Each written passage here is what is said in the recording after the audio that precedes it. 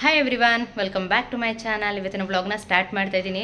ಇನ್ನು ಜಯನಗರ ಶಾಪಿಂಗ್ ಮುಗಿಸ್ಕೊಂಡು ಬಂದಮೇಲೆ ರೆಸ್ಟ್ ಬೇಕಿತ್ತು. ನನಗೂ 2 ಡೇಸ್ ರೆಸ್ಟ್ ಮಾಡಿ ಸ್ವಲ್ಪ ಮನೆಯೂ ಕೂಡ ಕ್ಲೀನ್ ಮಾಡಿದೆ. ಆದಷ್ಟು ಎಲ್ಲ ಚೆಲ್ಲಿತ್ತು. ಇನ್ನು ಅದನ್ನಂತೂ ನಾನು ತೆಗಿಯೋಕ್ಕಾಗಲ್ಲ. ಅದೇನು ಸಾನು ಕ್ವಶನ್ ಪೇಪರು ಅಂತ ಏನು ಕೇಳೋಕ್ಕೆ ಹೋಗ್ಬಿಡಿ. ಅದು ಸಂತದು ಪಾಸ್ಪೋರ್ಟ್ ವೆರಿಫಿಕೇಷನ್ ಮಾಡ್ತಾರೆ ಸಂತು. ಸೊ ಅದೆಲ್ಲ ಅಪ್ಲೋಡ್ ಮಾಡಿ ಹಾಗಿಟ್ಟಿರೋದು. ಅದನ್ನು ಸ್ಟೇಷನ್ಗೆ ತೊಗೊಂಡೋಗ್ಬೇಕು. ಬಟ್ ಆದರೆ ಸಂತು ಸ್ಟೇಷನಲ್ಲಿ ರೂಮು ಚೇಂಜ್ ಮಾಡಬೇಕಂತೆ. ಸೊ ಹಾಗಾಗಿ ಅಲ್ಲಿ ಸ್ಪೇಸ್ ಎಲ್ಲ ತೊಗೊಂಡೋಗ್ತೀನಿ ಅಂತ ಹೇಳಿ ಅದನ್ನು ಇಟ್ಟಿದ್ದಾರೆ. ಇನ್ನು ಹಾಗೆಯೇ ರೂಮ್ನು ಎಲ್ಲದನ್ನು ಬೆಡ್ಶೀಟ್ ತೆಗೆದು ಎಲ್ಲ ಕ್ಲೀನ್ ಮಾಡಿದ್ದಾಯಿತು. ಬಟ್ ಈ ರೂಮ್ ಮಾತ್ರ ಕಣ್ಣಿಂದ ನೋಡೋಕ್ಕಾಗಬಾರ್ದು, ಆ ರೀತಿ ಇದೆ. ನೆನ್ನೆ ಎಲ್ಲ ಕೂತ್ಕೊಂಡು ಮೊನ್ನೆಯಿಂದಲೂ ಬರೀ ಬಟ್ಟೆ ಪ್ಯಾಕಿಂಗ್ ಮಾಡೋದಾಗ್ತಿದೆ ನಂದು. ಇಲ್ಲಿ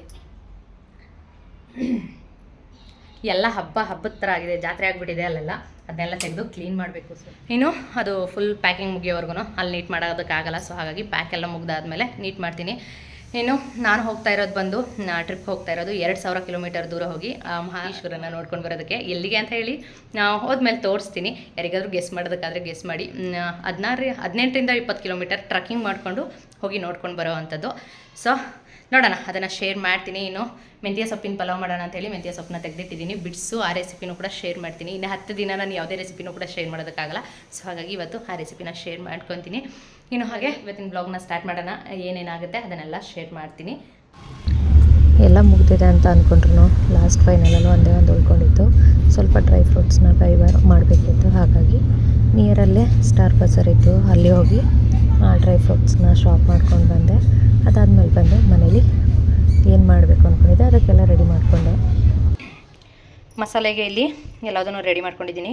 ಹಸಿಮೆಣ್ಸಿನ್ಕಾಯಿ 2 ಪೀಸಷ್ಟು ಚಕ್ಕೆ, ಹಾಗೆ ಲವಂಗ 6 ಇಂಚು ಇದೆ, ಸೋಂಪು 1 ಸ್ಪೂನು, ಈರುಳ್ಳಿ ಅರ್ಧ, ಶುಂಠಿ 1 ಇಂಚಷ್ಟು, ಬೆಳ್ಳುಳ್ಳಿ ಇದು ನಾಟಿ ಬೆಳ್ಳುಳ್ಳಿ, ನಾನು ಸಿಪ್ಪೆ ಏನು ತೆಗೆದಿಲ್ಲ. ಇದು ಮುಷ್ಟಿಯಷ್ಟು, 1 ಹಿಡಿಯಷ್ಟು, ಹೀಗೆ 1 ಹಿಡಿಯಷ್ಟು ತೊಗೊಂಡಿದ್ದೀನಿ ಇದನ್ನು. ಇನ್ನು ಜೊತೆಗೆ ಕೊತ್ತಂಬರಿ ಮತ್ತು ಪುದೀನ, ಹಾಗೆ ಟೊಮೆಟೊನೂ ಕೂಡ ಹಾಕ್ಕೊಳ್ಬೇಕು. ಟೊಮೆಟೊನ ನಾನು ಇದೆಲ್ಲ ಗ್ರೈಂಡ್ ಆದಮೇಲೆ 2 ಟೊಮೆಟೊನ ಹಾಕ್ಕೊತೀನಿ. ಇವಾಗ ಫಸ್ಟಿಗೆ ಈ ಮಸಾಲೆನ ಹಾಕಿ ಗ್ರೈಂಡ್ ಮಾಡ್ಕೊತೀನಿ. ಇದು ಸ್ವಲ್ಪ ಸಾಫ್ಟ್ ಆದಮೇಲೆ ಕೊತ್ತಂಬರಿ ಪುದೀನೂ ಹಾಕ್ಕೊತೀನಿ. ಇದ್ರ ಜೊತೆ ಲೈಟಾಗಿ ನೀರು ಹಾಕ್ಕೊತೀನಿ. ಇವಾಗ ಇದಿಷ್ಟು ನುಣ್ಣಗಾಗಿದೆ. ಈ ಟೈಮಲ್ಲಿ ಕೊತ್ತಂಬರಿ ಮತ್ತು ಪುದೀನ 2 ಹಾಕ್ತೀನಿ.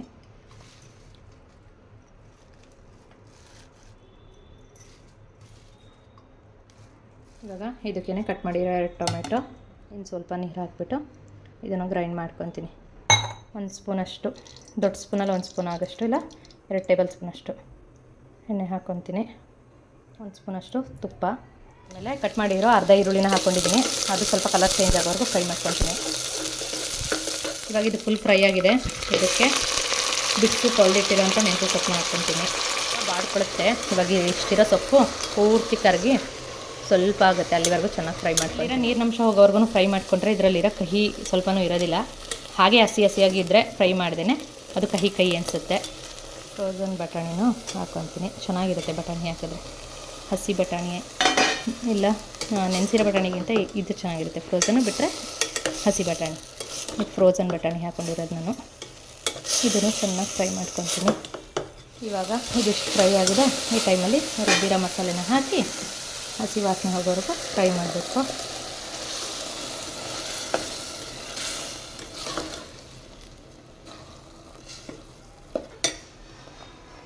ಐತೆ ಇದಕ್ಕೆ ಸ್ವಲ್ಪ ಸಾಲ್ಟ್ ಹಾಕಿ ಇದನ್ನು ಸ್ವಲ್ಪ ಹೊತ್ತು ಫ್ರೈ ಮಾಡ್ತೀನಿ. ನನಗೆ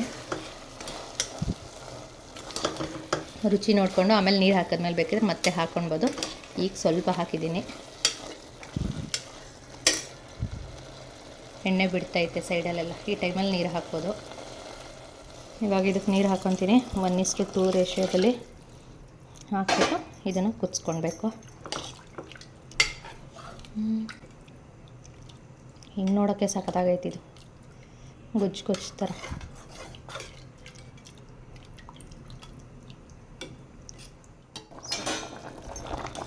ಇದು ಇವಾಗ ಕುದೀತಾ ಇದೆ. ಈ ಟೈಮಲ್ಲಿ ರೈಸ್ ನೆನೆಸಿಟ್ಟಿರೋ ರೈಸ್ ಹಾಕ್ತೀನಿ. ಮಿನಿಮಮ್ ½ ಅನ್ ಅವರ್ ನೆನೆಸಿದ್ದೆ ಇದು. ಸಾಲ್ಟ್ನ ಚೆಕ್ ಮಾಡಿ ನಾನು ಸಾಲ್ಟ್ ಹಾಕಿದ್ದೀನಿ. ಅವ್ರವ್ರ ಟೇಸ್ಟ್ ಬೇಕಾಗ ಸಾಲ್ಟ್ ಹಾಕೋಬೋದು. ಇದಕ್ಕೆ ಇನ್ನು 1 ಲೆಮನ್ ಹಿಂಡ್ಕೊತೀನಿ. ಇವಾಗ ರೈಸ್ ಇಷ್ಟ ಆಗಿದೆ. ಈ ಟೈಮಲ್ಲಿ ಇದ್ರ ಮೇಲೆ ಒಂದು ತಟ್ಟೆನ ಮುಚ್ಚಿ ಒಂದು ಬಾರ ಆಗಿರೋದನ್ನು ಹಿಂಗಿಟ್ಟು 5 ನಿಮಿಷ.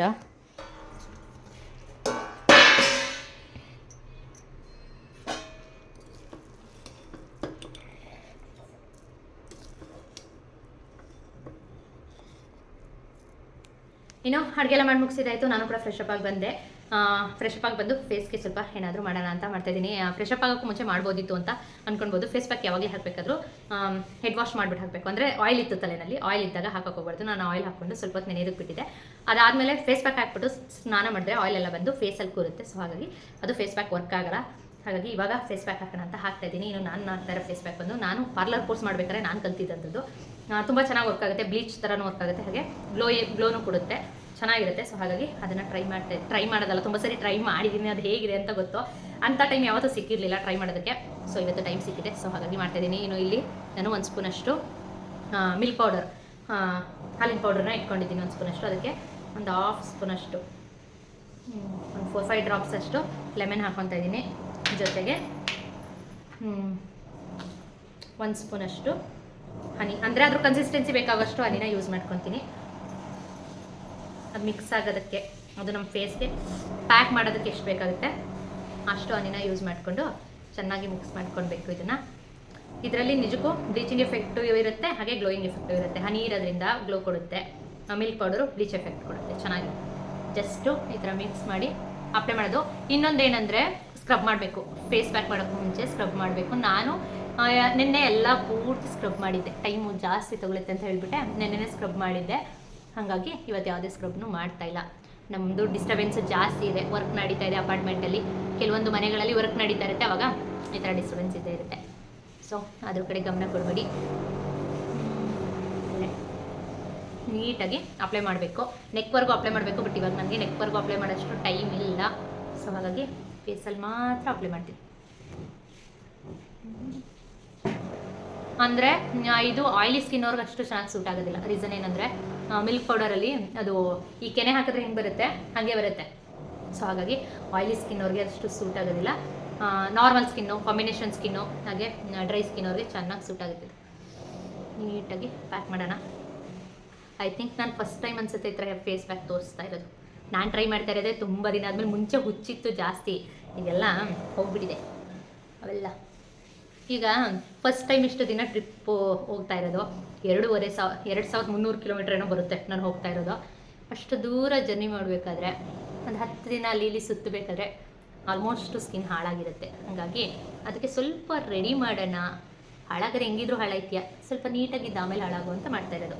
ಹನಿ ಹಾಕೋದ್ರಿಂದ ಕೂದಲು ಕೆಂಚಾಗೋಯ್ತದೆ, ಇವೆಲ್ಲ ಸುಳ್ಳು, ಏನಾಗಲ್ಲ. ಶ್ಯಾಂಪೂಲ್ ಹಾಕ್ಕೊಂಡು ಹಾಕ್ಕೊತಾರೆ. ನಾನು ಅದಕ್ಕೆ ಅಷ್ಟೊಂದೆಲ್ಲ ತಲೆ ಕೆಡಿಸ್ಕೊಳಕ್ಕೆ ಹೋಯ್ತಲ್ಲ, ಹಚ್ತಾ ಇದ್ದೀನಿ ನನ್ನ ಪಾಡಿಗೆ ನಾನು. ಹಚ್ಚಾದರೆ ಏನು ತೊಂದರೆ ಇಲ್ಲ. ಅಯ್ಯೋ ಆಲ್ಮೋಸ್ಟ್ ನನಗೂ ಬಿಳಿ ಕೂದಲಿದೆ, ಅದಕ್ಕೋಸ್ಕರ ತಲೆ ಕೆಡಿಸ್ಕೊಳ್ಳಲ್ಲ. ಬಿಳಿ ಕೂದಲಾಗುತ್ತೆ, ಜೇನುತುಪ್ಪ ಮುಟ್ಬೇಡಿ, ಬಿಳಿ ಕೂದಲಾಗುತ್ತೆ, ಸಾಲ್ಟ್ ಟಚ್ ಮಾಡ್ಕೋಬೇಡಿ ಅಂತಿದ್ರು.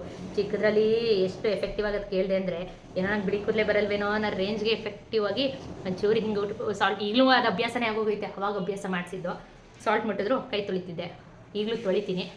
ಬಟ್ ಆದರೆ ಬಿಳಿ ಕೂದಲು ಬರ್ದೇನೆ ಏನಿಲ್ಲ, ತುಂಬ ಮುಂಚೆನೇ ಬಂದಿದೆ. ಆ ಬಿಳಿ ಕೂದಲು ಬರೋ ವಯಸ್ಸಿಗಿಂತ ಮುಂಚೆನೇ ಬಿಳಿ ಕೂದಲು ಬಂದುಬಿಟ್ಟಿದೆ ನನಗೆ. ಈಶ್ವರಂದು ನಾಮ ಬೆಳ್ಕೊಂಡಂಗೈತೆ. ಆ ಶಿವಪ್ಪನ ನೋಡೋಕ್ಕೆ ಈ ರೇಂಜ್ಗೆ ರೆಡಿಯಾಗಿ ಹೋಗ್ತಾಯಿದ್ದೀನಿ ನಾನು. ಎಲ್ಲ ಕೂದಲೆಲ್ಲ ಆಗ್ಬಿಡುತ್ತೆ, ಇದೊಂದು ಬೇಜಾರು. ವಾಶ್ ಮಾಡ್ತೀನಿ, ಇಲ್ಲಿವರೆಗೂ ವಾಶ್ ಮಾಡ್ಕೊಂಡ್ರೆ ಆಯಿತು, ಇಟ್ಸ್ ಓಕೆ. ಇದನ್ನು 15 ಮಿನಿಟ್ಸ್ ಬಿಟ್ಟು, 15 ನಿಮಿಷ ಬಿಟ್ಟು ವಾಶ್ ಮಾಡಿದ್ರೆ ಸಾಕು. ಇದೇನೋ ಡ್ರೈ ಆಗಿ ಪೂರ್ತಿ ಒಣಕೊಂಡು ಚಕ್ಕೆ ಥರ ಹೇಳೋದು ಅದೆಲ್ಲ ಏನಾಗಲ್ಲ, ಇದು ಹೀಗೆ ಇರುತ್ತೆ. ಸೊ 15 ನಿಮಿಷ ಸಾಕು. ಇದು 15 ನಿಮಿಷ ಬಿಟ್ಟು ಇವಾಗ ಫೇಸ್ ವಾಶ್ ಮಾಡ್ಕೊಂಡು ಬಂದೆ. ಒಂಥರ ಫ್ರೆಶ್ನೆಸ್ ಫೀಲ್ ಆಗ್ತೈತೆ, ಚೆನ್ನಾಗೂ ಕೂಡ ಇರುತ್ತೆ, ಗ್ಲೋಯಿಂಗ್ ಆಗಿ. ಟ್ರೈ ಮಾಡಿ, ನಿಮಗೂ ಕೂಡ ಇಷ್ಟ ಆಗುತ್ತೆ. ಒಂದ್ಸರಿ ಟ್ರೈ ಮಾಡಿದ್ರೆ ಏನು 10 ರೂಪಾಯಿಗೆಲ್ಲ ಮಿಲ್ಕ್ ಪೌಡ್ರ್ ಪ್ಯಾಕೆಟ್ ಸಿಗುತ್ತೆ. ಹನಿನೂ ಮನೆಯಲ್ಲಿ ಯೂಶಲಿ ಇರುತ್ತೆ. ಟ್ರೈ ಮಾಡಿ, ಚೆನ್ನಾಗಿರುತ್ತೆ, ಸಾಫ್ಟು ಅನಿಸುತ್ತೆ. ಪಿಂಪಲ್ ಮಾತ್ರ ಆಗಿತ್ತು ಸರಿಯಾಗಿ, ಬಟ್ ಸ್ಮೂತ್ ಅನಿಸ್ತಿದೆ. ಟ್ರೈ ಮಾಡಿ. ನಾವು ವಾಶ್ ಮಾಡಿದ್ಮೇಲೆ ಸ್ವಲ್ಪ ಹೊತ್ತು ಮುಖಕ್ಕೆ ಏನೂ ಹಚ್ಚೋದು ಬೇಡ. ನಾನು ರೋಸ್ ವಾಟರ್ ಸ್ಪ್ರೇ ಮಾಡ್ಕೊತೀನಿ ಅಷ್ಟೇ, ಇನ್ನೇನು ಹಚ್ಚಲ್ಲ. ಮಾಯ್ಚರೈಸರ್ ಬೇಕಿದ್ದರೆ ಅದು ಅಪ್ಲೈ ಮಾಡ್ಬೋದು. ಜಾಸ್ತಿ ಕೆಮಿಕಲ್ ಇರೋದನ್ನು ಯೂಸ್ ಮಾಡೋಕ್ಕೆ ಹೋಗಬೇಡಿ. ಇನ್ನು ರೆಡಿಯಾಗಿದ್ದಾಯಿತು. ಫೇಸಲ್ಲಿ ಏನೂ ಹಚ್ಚಿಲ್ಲ, ರೋಸ್ ವಾಟರ್ ಅಷ್ಟೇ ಹಚ್ಚಿದ್ದೀನಿ. ಹಚ್ಬಿಟ್ಟು ಇಷ್ಟು ರೆಡಿಯಾಗಿದ್ದೀನಿ. ಏನು ಇದು ನಾನೇ ಸ್ಟಿಚ್ ಮಾಡಿರೋ ಡ್ರೆಸ್ಸು, ಪ್ಯಾಂಟ್ ಅಲ್ಲ, ಟಾಪ್ ಮಾತ್ರ ತೋರಿಸ್ತೀನಿ. ಈ ರೀತಿಯಾಗಿ ಶಾರ್ಟ್ ಕುರ್ತಾನ ಸ್ಟಿಚ್ ಮಾಡ್ಕೊಂಡಿದ್ದೀನಿ. ಶಾರ್ಟ್ ಕುರ್ತಾನ ಸ್ಟಿಚ್ ಮಾಡ್ಕೊಂಡಿರೋದು. ಇದು ಪ್ಲಾಜೋ ಪ್ಯಾಂಟು, ಇದು ತೊಗೊಂಡಿದ್ದು, ಇದನ್ನೇನು ಸ್ಟಿಚ್ ಮಾಡಿಲ್ಲ.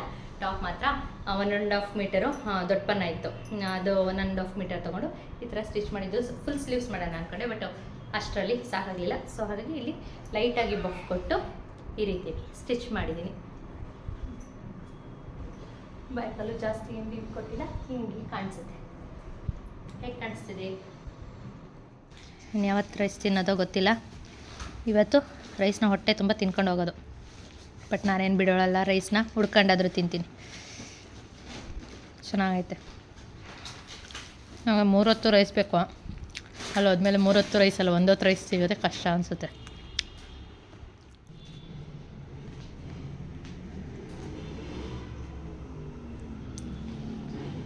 ಕೊಟ್ಯಾ? ಥ್ಯಾಂಕ್ಸ್ ಅಣ್ಣ. ಹಾಂ,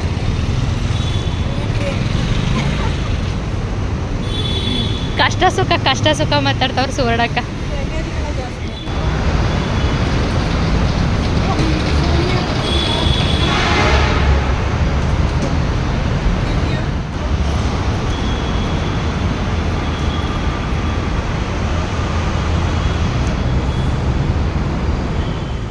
ಫುಲ್ ಮಳೆ ಬರೋ ಥರ ಆಗೈತೆ.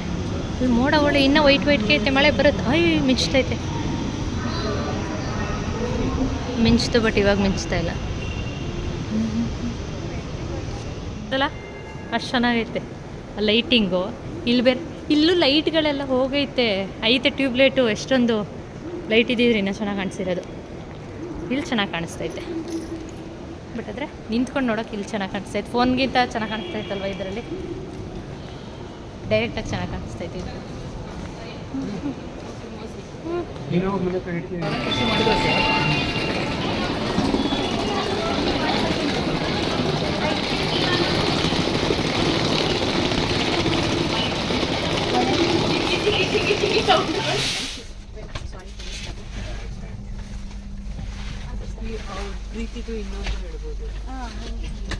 ಏನು ಏನ್ರು ಗ್ಲಾಸ್ ಅಂತ ಹೇಳು. ಬರೀ ಗ್ಲಾಸ್ ಹಾಕುವಲ್ಲ, ಇನ್ನೊಂದು ವರ್ಡ್ ಸೇರ್ಸಿ ಹೇಳ್ಬೇಕಲ್ಲ ಹೇಳು.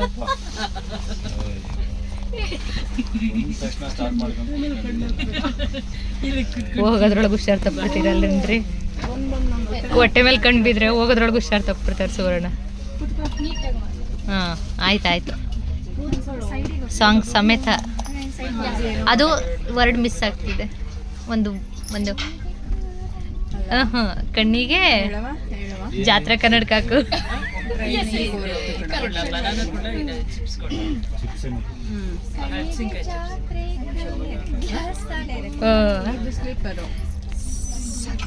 ಸಾಕ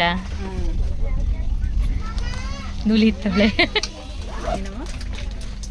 ಓಪನ್ ಮಾಡು. ಸರ್ಪ್ರೈಸ್. ತಿಂಡಿ ಪೋತಿ ಇದು ಯಾರು ರವಿಚಂದ್ರನ್ ಫಿಲಮಲ್ಲಿ ನೇತು ಹಾಕೊಂಡು ಓಡಾಡ್ತಾಳಲ್ಲ, ಮದುವೆ ಮನೇಲೂ ಬಿಡ್ದೇನೆ ಆಸೆ ಮನೇಲೂ ಹಂಗೆ. ಬರೋದ್ರೊಳಗೆ ಬ್ಯಾಗ್ ಖಾಲಿ ಬ್ಯಾಗ್ ಎತ್ಕೊಬತ್ತೀಯೇನೋ?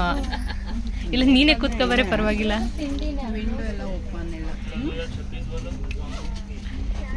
ಅದು ತಿಂಡಿನೇನಾ? ತೋರ್ಸೋದಿದ್ರೆ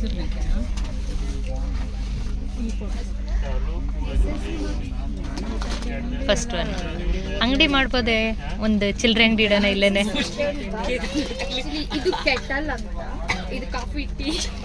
ಅದು ಬಿಸ್ನೀರ್ಗೆ ಕಣೆ. ಕಾಫಿ ಟೀಗೆ ಯಾವತ್ತಾಯ್ತು?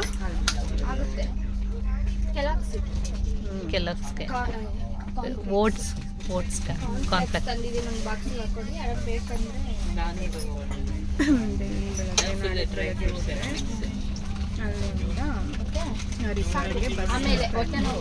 ಸರಿ ಇಲ್ಲ ಹೊಟ್ಟೆ ನೋಡಿನೇ ಏನೋ ಅದು ಏನೋ ಏನಿರ್ಬೋದು ಇದು.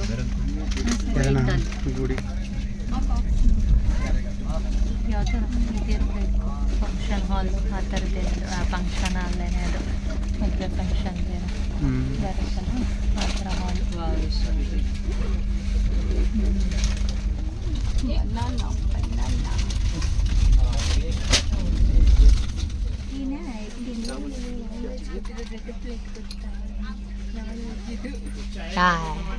ಡವ್ ಮಹೆ ಕಣ್ಣು ಇಲ್ಲಿ ರೈಸ್ ದಾಲು ಪನ್ನೀರ್ ಯಾವುದು ಚಪಾತಿ, ಲೆಮನ್ನು, ಜಿಂಜರು, ಮ್ಯಾಂಗೋ ಇನ್ನು ಊಟ ಆಯಿತು. ಟೈಮು 9:30 ಆಗಿದೆ. ಇವಾಗ ವಿಡಿಯೋನ ಕೂಡ ಎಂಡ್ ಮಾಡಿ ಹೋಗಿ ಮಲ್ಕೊಡೋದು. ಇನ್ನು ನಾಳೆ ಏನೇನಾಗುತ್ತೆ ನಾಳೆ ವಿಡಿಯೋನಲ್ಲಿ ಶೇರ್ ಮಾಡ್ಕೊತೀನಿ. ಈ ವಿಡಿಯೋ ಇಷ್ಟ ಆಗಿದ್ರೆ ಲೈಕ್, ಶೇರ್, ಕಮೆಂಟ್ ಮಾಡೋದನ್ನು ಮರಿಬೇಡಿ.